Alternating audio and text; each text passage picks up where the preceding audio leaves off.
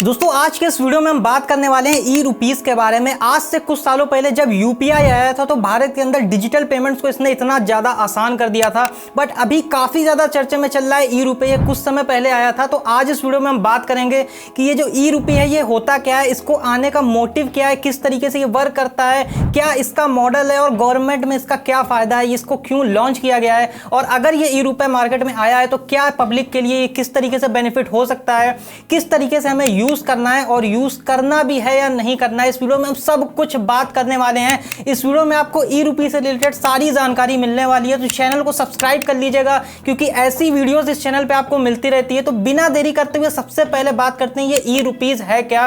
तो दरअसल ये जो ई रुपये है ये एक CBDC है, सेंट्रल बैंक डिजिटल करेंसी। अब इसको हम ई रुपये के नाम से तो जान रहे हैं, बट अगर हम बात करें ई रुपीस है क्या, तो ये डिजिटल वर्जन है इंडियन नोट्स का। जो भी हम इंडियन नोट्स यूज़ करते हैं, जब भी हम किसी दुकान पे जाते हैं, जो भी हम नोट्स की परचेज करते हैं, जैसे कि आप जो भी 1000 2000 की 2000 की तो बंद हो गई है, और जितनी भी ये नोट्स हैं इनको जब हम एक्सचेंज करते हैं, कोई भी गुड्स एंड सर्विसेज जब हम परचेज करते हैं, तो इससे क्या होता है, जो भी नोट्स होती हैं इनसे जो है ब्लैक मनी भी काफ़ी ज़्यादा बढ़ता है और इनकी डुप्लीकेट कॉपी भी बहुत ज़्यादा बन जाती है। और अगर बात करें तो जो भी आप नोट्स को यूज़ करते हो तो गवर्नमेंट को, RBI को इसको छापने के लिए काफ़ी करोड़ों रुपए खर्च करने पड़ते हैं।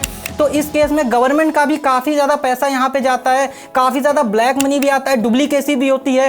तो इसी चीज़ की प्रॉब्लम को सॉल्व करने के लिए ई रुपीस को लॉन्च किया गया है। अब यूपीआई ने क्या किया था, RTGS और NEFT की पेमेंट्स को अच्छे तरीके से करने के लिए, जल्दी करने के लिए और काफ़ी फास्ट एंड सिक्योर तरीके से करने के लिए यूपीआई आया था। और आज आप देख ही रहे हो कि यूपीआई किस तरीके से आगे जा चुका है, इंटरनेशनल जाता चला जा रहा है। और आज के समय में बाहर देश की भी कंपनियां जो हैं वो भी यूपीआई को एक्सेप्ट कर रही हैं।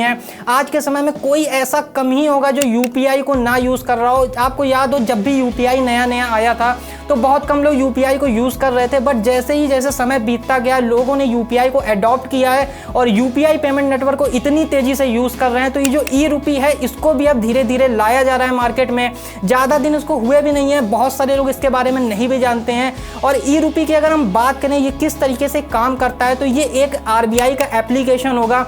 इसके बीच में कोई भी ब्रोकर नहीं होगा। जिस तरीके से यूपीआई में बैंक ब्रोकर होते हैं, यूपीआई के जरिए आप एक बैंक से दूसरे बैंक में ट्रांजेक्शन करते हो, बट RBI एक वॉलेट लॉन्च करेगा जिसका नाम होगा ई रुपये। अब इस वॉलेट के अंदर RBI आपको डायरेक्ट पैसे पेमेंट करेगा और किसी भी दुकान पर, मर्चेंट्स पर स्कैन करके आप डिजिटल नोट्स को जो है वो सेंड कर पाओगे।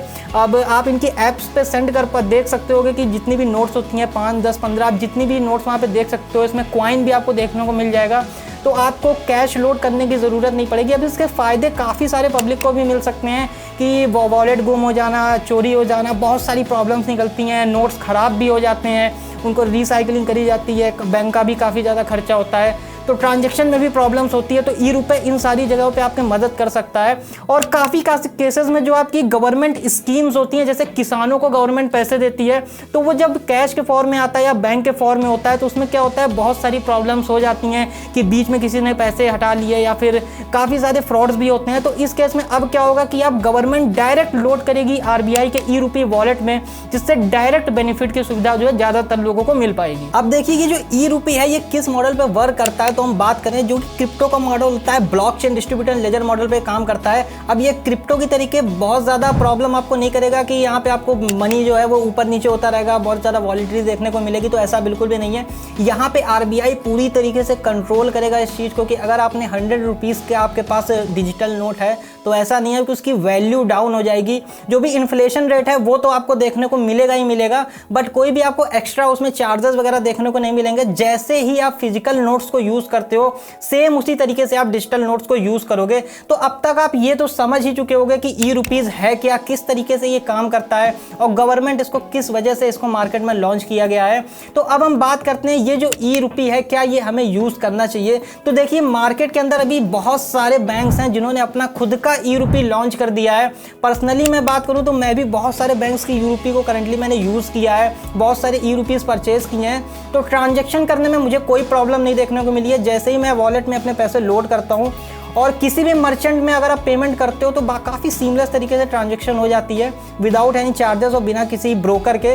तो मुझे तो काफ़ी सही लगा है। बाकी जिस तरीके से ये आने वाले समय में ये और ज़्यादा अपग्रेड होता चला जाएगा और काफ़ी ज़्यादा इसमें जो इन्फॉर्मेशन आती चली जाएगी, तो जिस तरीके से हो सकता है कि यूपीआई इतनी आगे जा चुका है, हो सकता है ई रूपी भी आगे जा सकता है। तो आप ई रूपी को डेफिनेटली यूज़ कर सकते हो अगर आप यूज़ करना चाहते हो। तो अगर आपको ई रुपए कैसा लगा ये आप कमेंट सेक्शन में जरूर बताइएगा कि आपको जो ये ई रूपी प्लेटफॉर्म है, और अगर आप यूज़ कर रहे हो ई रूपी प्लेटफॉर्म कोई, तो कमेंट सेक्शन में बताइएगा कि आप कौन से बैंक का ई रूपी प्लेटफॉर्म यूज़ कर रहे हो। एंड इस वीडियो से अगर आपको कोई भी इन्फॉर्मेशन मिली हो तो वीडियो को लाइक जरूर करिएगा, चैनल पर नया सब्सक्राइब कर लीजिएगा क्योंकि ऐसी वीडियोस हम आपके लिए बना के लाते रहते हैं। तो चलिए मिलते हैं ऐसी ही नई अपडेट के साथ, ऐसी ही नई वीडियो में। तब तक के लिए जय हिंद एंड गुड बाय।